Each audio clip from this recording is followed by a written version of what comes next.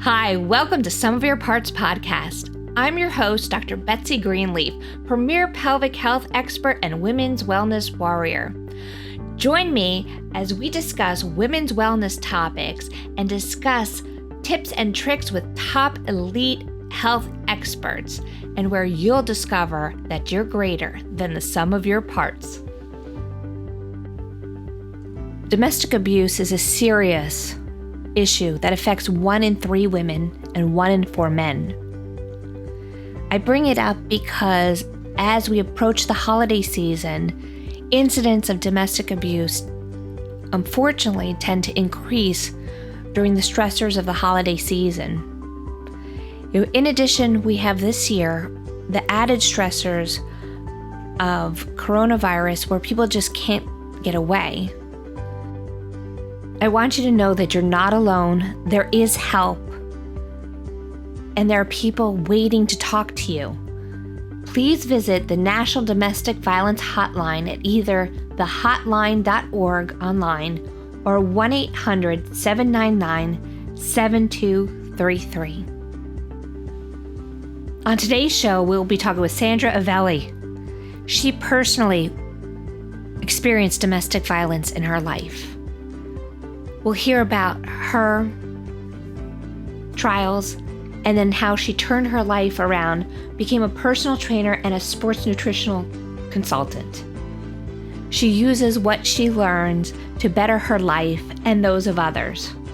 She's also a fitness model and competitor, and I'm very excited to be talking with Sandra Avelli. Thank you so much, Sandra, for being with us today. Thank you. Now, we were talking earlier, and you're very pro women's empowerment and just kind of mind-body connection and things that you can do for yourself to improve your life. But how did you get there? How did you get involved in this? So I got involved with women's empowerment through my own experience being in a very volatile relationship. I survived domestic violence from my ex-husband. It could have ended very differently. And being in a situation where it could be life or death, and you also have children involved, you are broken down, not just physically, but mentally and spiritually, and feeling like you can't get out and you can't reach for help and that you're trapped. And when you finally see that there's a little bit of light, and you creep through that and you have to start over, rebuilding, you have to find the building blocks to build a solid foundation, or you won't be healthy. And in healthy, I mean wholly healthy. It's tough because right now with coronavirus and people kind of being stuck at home, they're saying that the rates of domestic abuse, whether that's emotional or physical or even child abuse, that those rates are skyrocketing now. And that's really unfortunate. And it's just terrible. My question is, nobody gets into a relationship that they go, okay, I want to be in a relationship where I'm being abused. So how did you find yourself in that relationship? And there had to be at some point a wake-up call where you're like, wait a minute, this is not my life. So for the people that are in this situation now, what would you say to them? And manipulate it. And of course you don't see it at first because they're giving you something that you think that you're lacking and you're trying to fill with somebody else. And little by little, the controlling starts by, where are you going? Who are you going with? No, I don't like that person. And you don't want to displease this person. So it doesn't start out usually physical. But there was one day, it literally hit me in the face. And no pun, it was literal. I was sitting in the back seat and we had picked up one of his friends and he said something to me and I replied thinking that was okay. He did not like what I said. And in front of his friend, he backhanded me. Oh, gosh. So I was like, whoa, I did not see this coming. We had been involved for months and never Had I heard things that he'd been like this with other people? Sure. But I didn't, oh, he would never do that to me. He was not the same person with me. And at this point, I'm embarrassed and I didn't want to tell anybody. So I'm like, it was a one-off. It's not going to happen again. But it just slowly escalated and it became a controlling situation where not only was I in danger, but he was using the threat of harming my family to keep me there. So I stayed. It was in the circumstances, and because it had escalated so far to the point of gun violence, that I didn't want to sacrifice my family. I would be the one to suffer if somebody was to stay. I can only imagine in the circumstances of COVID, especially when we were on complete lockdown and people couldn't leave, the escalation of the friction between two people, especially one who's controlling, and you have no idea when you're going to be wrong because the rules change. They're never the same. You have a constant set, and then you have a set that is thrown in sometimes, and it's never the same. It could be variables of alcohol. It could be variables of drug. It could be variables of gambling, other addictions or other personality traits that come into play that you have no say over. And I apologize because I know like reliving a lot of it's got to be difficult, but I find that things that people have gone through, their stories is someone else's story. Mm-hmm. And that, by you telling your story, that someone else is like, oh my gosh, that's me. And look, I can change my life and I can get away from it. So, at what point were you like, okay, that's it? Like, because, there is that tendency, especially when you fall in love with somebody. You don't fall in love with somebody who's abusive. You fall in love with this person that you envision, and you were like, hey, this is the person I love. And then you find out that either you find out that they're different than what you thought they were, or they become different. And so I'm trying to figure out where I was going with that. So, there's gotta, you tend to make excuses for that person. You're like, oh, wait, you know what? No, they're not really like this abusive person. They're like the person I fell in love with. And you tend to, go, oh, well, they'll change or they'll be better. Or like you tend to make excuses. It's natural. So what point were you like, all right, or like, I guess my first question is, how long was this going on before you reached that point where you're like, enough's enough? Probably 4 years. Yeah. And I think the tipping point for me is we had a child together. I had a child previously. And the fact that I had enough sense to let my mother keep that child because I didn't know what the circumstances were going to be or what he would be subjected to. But yet I stayed in the situation myself. And then having another child and seeing that he could use him as leverage, or he could potentially harm him or something like that. That's what put things in perspective for me. I was a young mother. I had my first child at 17. I married this man at 19. And then we had another child at 21. So I was still young. I still had a lot of growing to do. I had a previous trauma in my life that I was trying to compensate for with this relationship.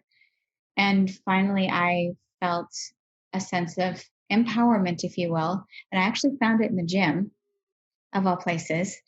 But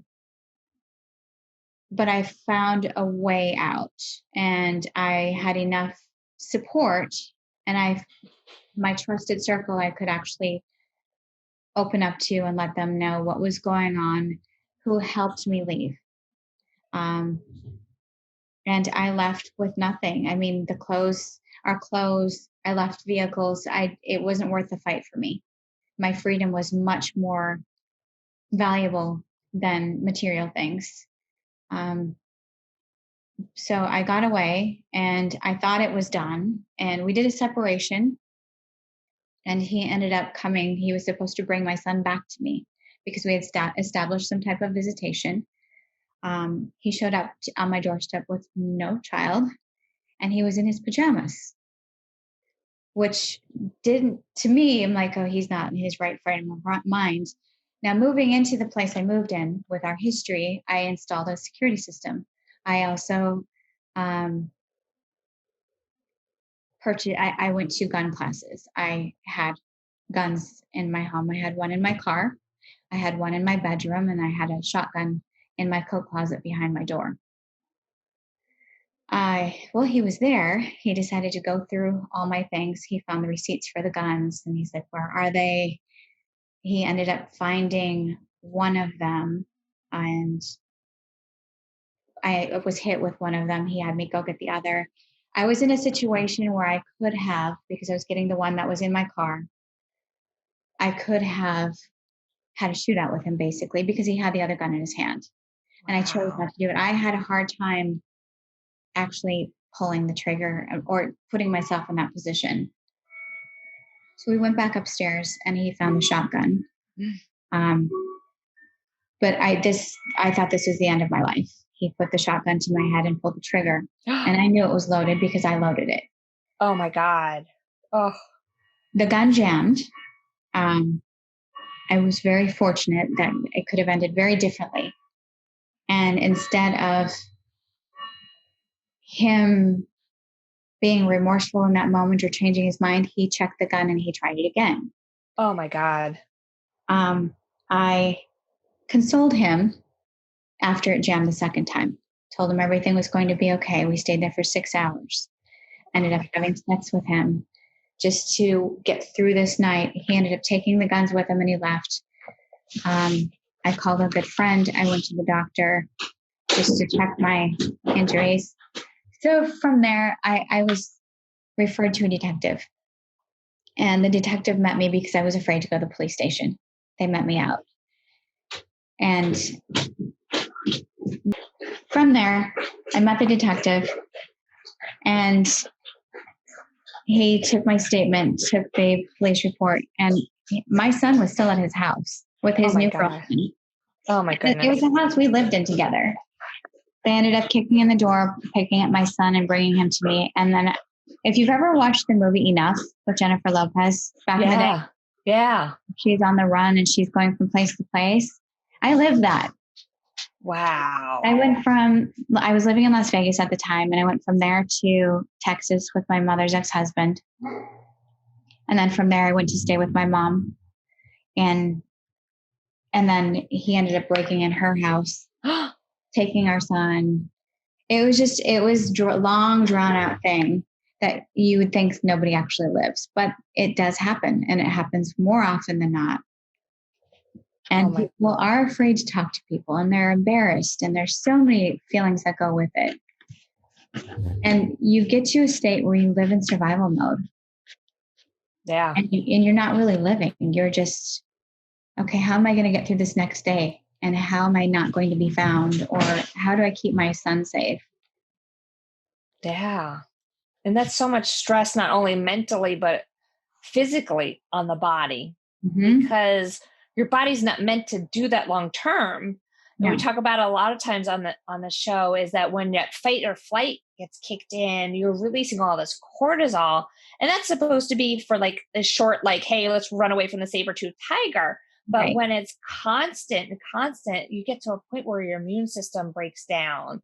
Your anxiety, depression is natural because it affects, that cortisol levels affects your gut. And now you don't make the hormones to produce, your gut can't make the serotonin. So, a lot of people will kind of blame the anxiety and depression on the situation, but it really has a physical basis. It really does. And, getting sick often. And so, yeah, I cannot even imagine being under that amount of stress for that amount of time.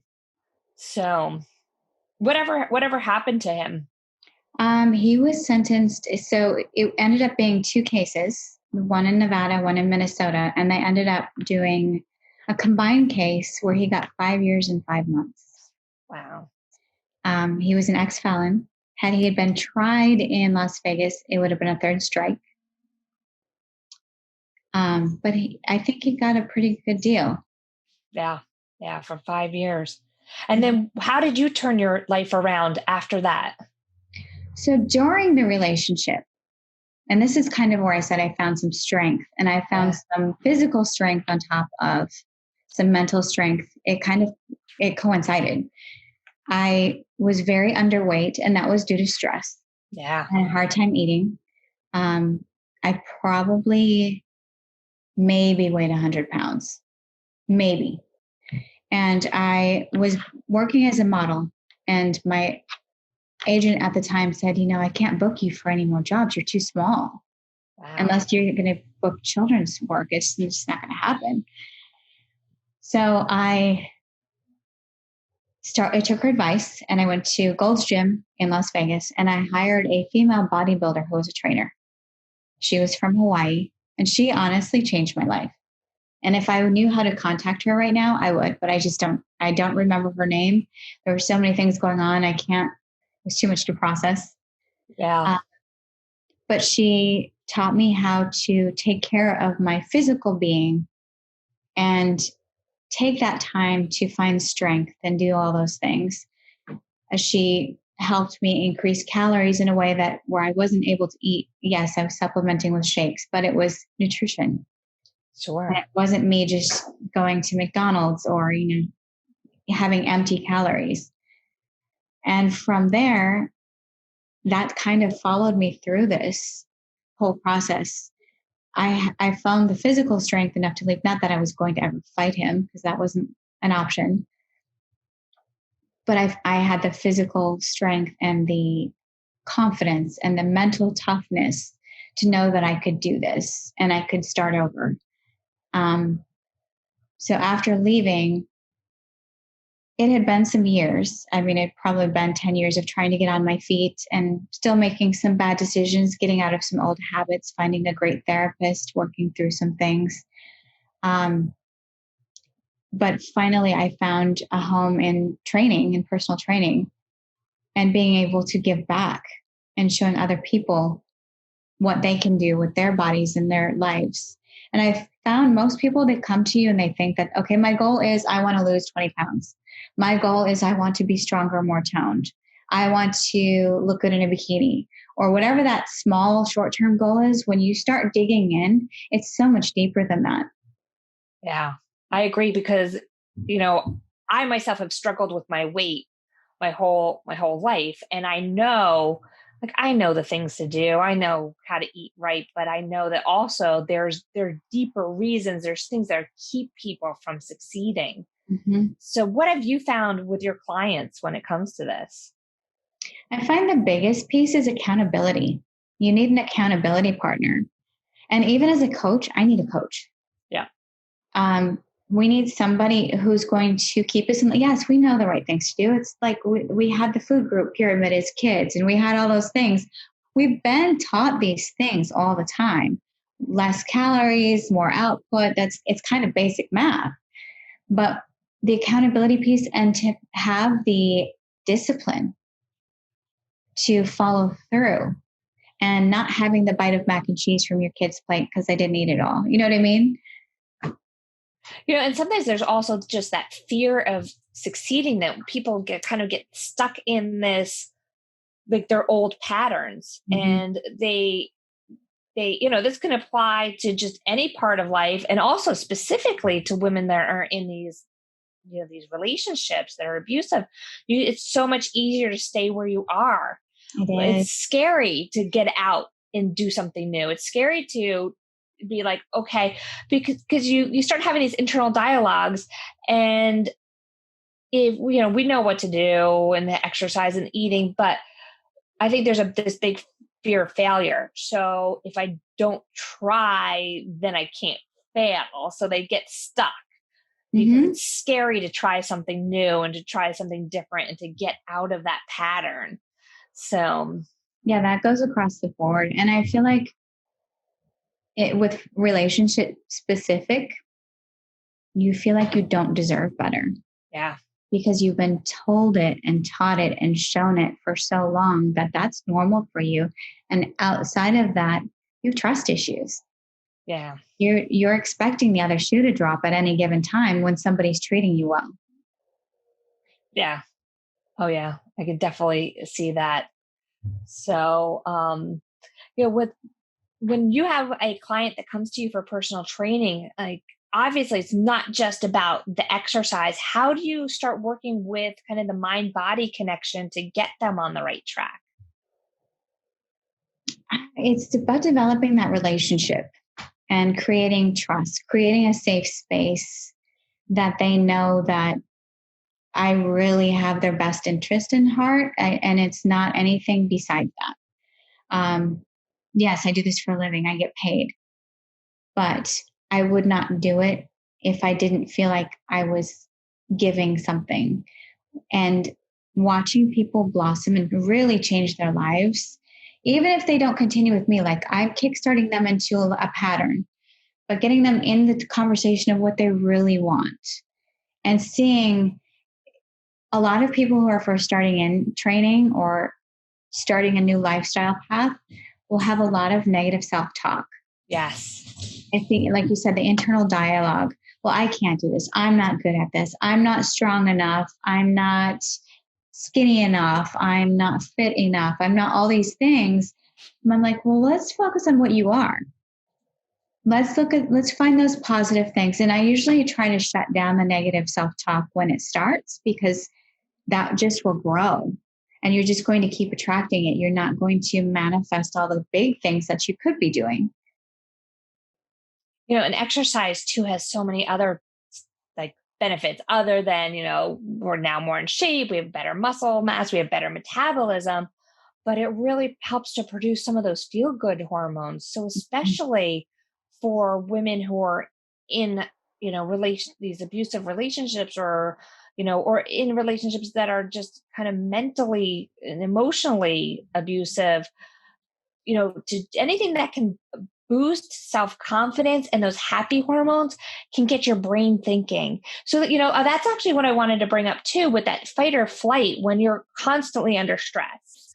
And we do this to ourselves, whether it's work stress or family life stress or relationship stress. When you're constantly under stress like that, your brain, you don't have the ability to make like comprehensive decisions, because the blood flow will, your body, when you're in fight or flight, is like, let's put all our energy into our muscles so we can run away from the saber-toothed tiger. We're not putting our blood flow into our brain. So it does become almost difficult to make decisions when you're in that situation. So another reason to kind of get out of those situations and get to a place where you can work on your body, work on self-love, so that you can start thinking rationally and kind of, improve your life. Yeah, exactly. And take that pause to okay, what do I do?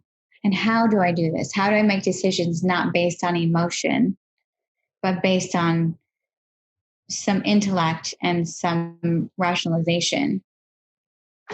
I am guilty of those quick, I've got to do this right now, spontaneous, because I am trying to survive, and I don't care what anybody tells me about the consequence of this decision, because this is what my gut is telling me to do. Yeah. Yeah. Now, where I'm at now, I've slowed down. I can think things through. I can see things a lot more clearly, where I wish I had that then. Yeah. But you know what, like I said, some of it is the biology, because we can't separate the body and the mind. And so, I think too, a lot of women will kind of blame themselves for oh, I didn't think that through, or you can't, when your body's in that fight or flight, you cannot physically think clearly. No, you can rationalize all you want. I wish I did this. I wish that, you know what, you can't, your body just wants to run. So I think that's a really good point. I mean, exercise, wonderful, wonderful way to try to resettle things down. But also they have to balance out the exercise. If they're too much fight or flight and you maybe doing high level of aerobics, then you're just going to your body's going to be telling your hormones, I'm running more. So, different types of exercise may be better. In general, what type, I guess that's the other thing. There's been so many exercise fads over the years. What kind of exercise do you focus on with people? I really try to work with people on where they're at. I try to meet them where they're at. So everybody has different situations as to what their body's capable of. I have a couple of clients who they can't get their heart rate higher because they have hemoglobin issues. So I try to make sure with them that, look, this is going to be a slow pace. We're going to move everything very slow, but we're moving and we're moving forward and we're building strength and we're trying to do the things without causing harm to your body. But you're not going to get the results as quickly as you would like, but you just have to be patient. I'm a big believer in weight training, especially for women and especially as women age or, over 40 because of bone density and things like that. My mother was one of my clients and she was in the best shape of her life at 65. Wow. She's like, you're really making me do a burpee? I haven't done that since I was 16. I'm like, yeah, no time better than the present. That is awesome. That is awesome. What do you do for yourself now to kind of keep yourself balanced? Well, I have to, time management's a huge thing for me. I have a whiteboard over there in my kitchen.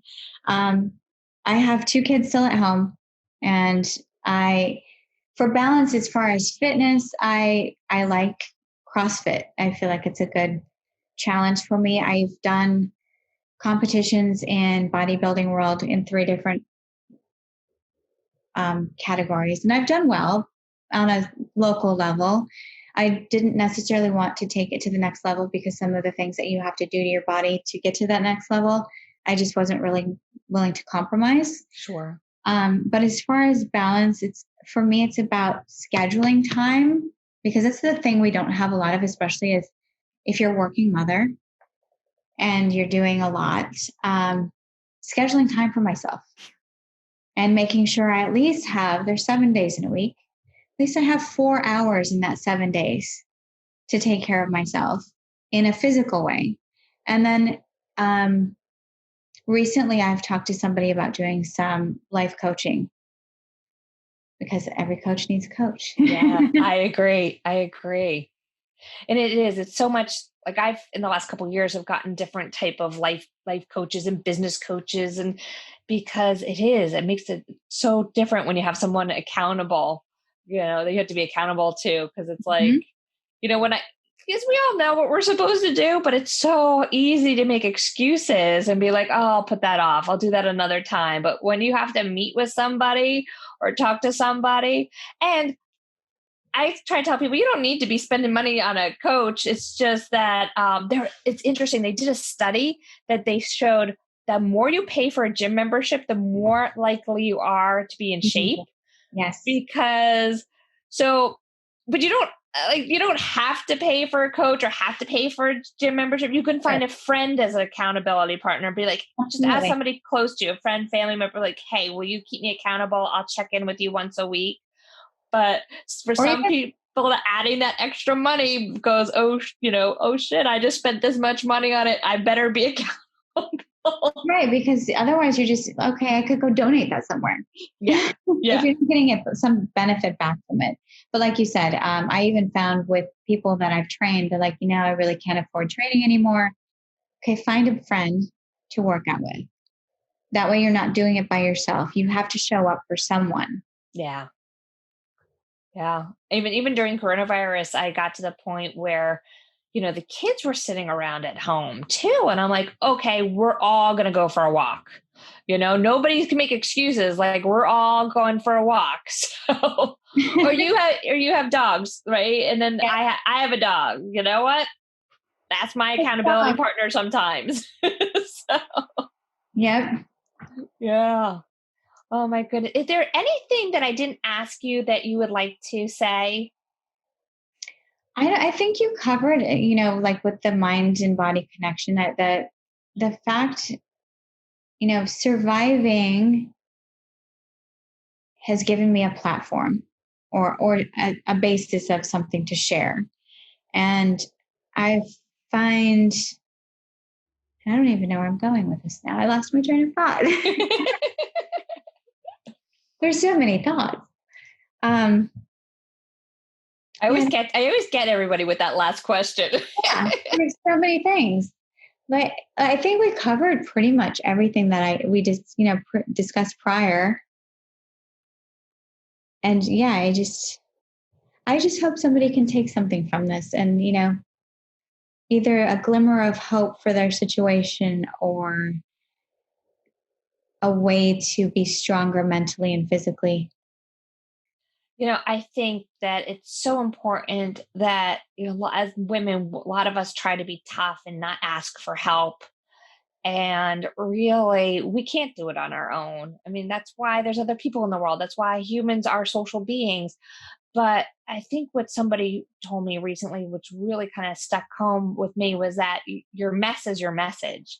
And exactly for you, would you, first of all, you never would have thought you would have been in a situation like that in your life. But No. now, because now you can tell other people, like, hey, I've been out there. This is what has happened. And this is how I've turned my life around. And you can actually help people by, telling them your story, and anybody, whatever your situation is, by telling your story, you're actually helping somebody else. So you don't need to hide. So very, very true. Yeah. Yeah. And I did, a final thing about people who are in abusive relationships. I saw something, I don't know if it was on Facebook or Instagram, but during the height of the quarantine, I saw something that I thought was brilliant. If you're in trouble or you're in grave danger, pick up the phone, dial 911, and pretend you're calling and ordering pizza. Mm-hmm. They said, pick up like, hey, I'd like to order, large pepperoni to this address, because they're aware. When you call 911, they have to show up. So if you have an in-house number, like not a lot of people have, the lines in their homes, even just picking it up and not even saying anything, just leaving it off the hook, they'll come and find you. And then they can hear what's happening too. Yeah. Another good thing, if you're on your cell phone, just pretend you're ordering pizza and say the address and leave it off the hook. So, yeah. Yeah, it's and I also saw on social media people were saying to message about makeup. Hey, if you need help, message me about makeup and have me send it at this address, and I'll call help for you. Oh, that's a good idea. That's a great idea. That's wonderful. Well, I really appreciate you sharing your story and being with us today. And I really enjoyed talking to you. Thank you so much. Thank you for having me.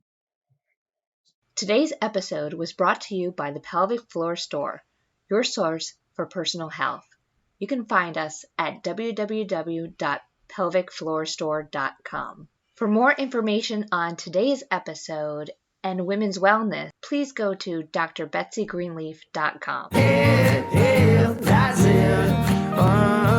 Yeah, that's it.